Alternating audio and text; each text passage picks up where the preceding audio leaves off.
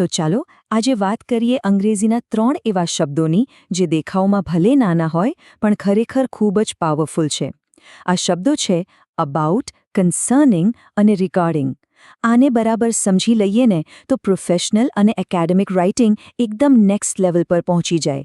તો તૈયાર છો? હવે સવાલ એ છે કે શું ખાલી એક શબ્દથી આટલો બધો ફરક પડી શકે? અને જવાબ છે હા, બિલકુલ પડી શકે. સાચો શબ્દ ક્યાં વાપરવો એ જ તો ગેમ છે.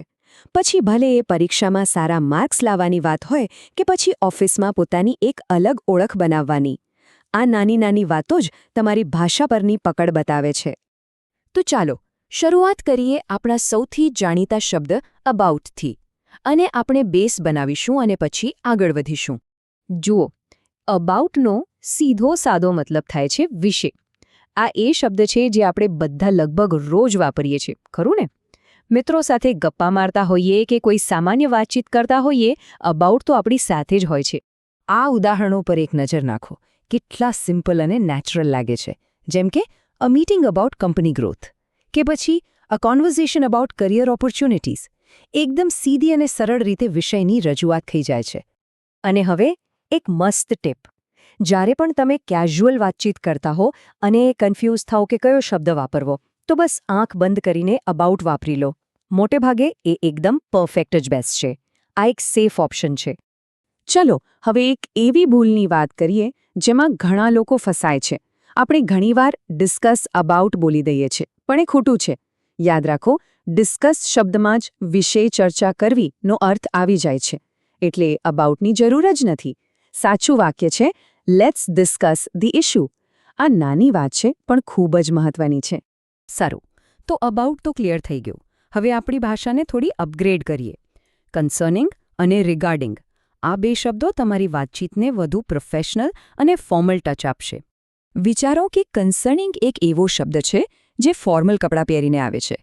એનો ઉપયોગ ત્યારે થાય છે જ્યારે વાત થોડી ગંભીર હોય, ઓફિશિયલ હોય, જેમ કે કોઈ નિયમ, કોઈ પોલિસી કે પછી કોઈ એક એકેડેમિક પેપરની વાત હોય. એ વાતને એક વજન આપે છે. દાખલા તરીકે રૂલ્સ કન્સર્નિંગ વર્કપ્લેસ સેફટી. હવે અહીં રૂલ્સ અબાઉટ વર્કપ્લેસ સેફટી પણ કહી શકાય, ખોટું નથી. પણ કન્સર્નિંગ વાપરવાથી એવું લાગે છે કે આ કોઈ સત્તાવાર, ગંભીર નિયમોની વાત છે. આખો ટોન જ બદલાઈ જાય છે, નહીં? અને જે લોકો આઈએલ્સ, પીટીઈ કે ટોએફએલ જેવી પરીક્ષાઓની તૈયારી કરી રહ્યા છે, તેમના માટે આ એક પ્રો ટિપ છે. તમારા રાઇટિંગમાં અબાઉટની જગ્યાએ યોગ્ય જગ્યાએ કન્સર્નિંગ વાપરશો ને તો તમારું લખાણ વધુ ફોર્મલ અને એકેડેમિક લાગશે. અને હા, એનાથી સ્કોર પણ વધી શકે છે. ચાલો હવે મળીએ રિગાર્ડિંગને. આનો અર્થ પણ વિશે કે ને લગતો એવો જ થાય છે. પણ આ શબ્દ મોટાભાગે પ્રોફેશનલ સેટિંગમાં જોવા મળે છે. ખાસ કરીને ઓફિસના ઈમેલ્સમાં. સમજો કે આ એનું ફેવરેટ પ્લેસ છે. ઓફિસના માહોલમાં આ વાક્યો ખૂબ જ કોમન છે. જેમ કે an email regarding the new policy અથવા questions regarding the project timeline. આ એકદમ સ્ટેન્ડર્ડ અને પ્રોફેશનલ રીત છે વાત કરવાની. અને આ તો ક્લાસિક ઉદાહરણ છે. I am writing regarding your recent inquiry. કોઈ પણ પ્રોફેશનલ ઈમેલ શરૂ કરવાની આ એકદમ પાવરફુલ રીત છે. પહેલી જ લાઇનમાં તમારી પ્રોફેશનલ ઇમેજ બની જાય. ઓકે, તો આપણે ત્રણેય શબ્દોને અલગ અલગ તો સમજી લીધા, પણ હવે મોટો સવાલ એ છે કે ક્યારે કયો શબ્દ વાપરવો? ચલો આ કન્ફ્યુઝનને એકદમ ક્લિયર કરી નાખીએ.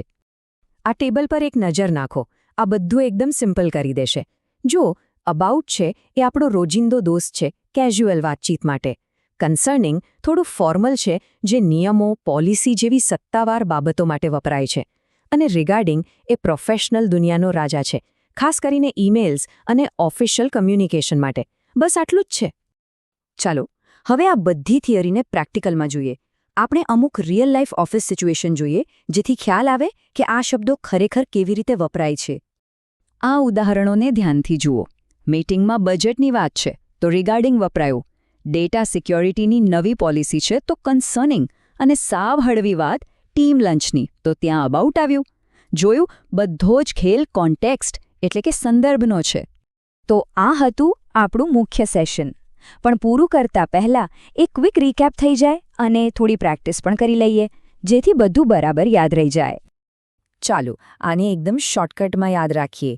અબાઉટ એટલે કેઝ્યુઅલ ચેટ, કન્સર્નિંગ એટલે ફોર્મલ રૂલ્સ અને રિગાર્ડિંગ એટલે પ્રોફેશનલ મેલ્સ.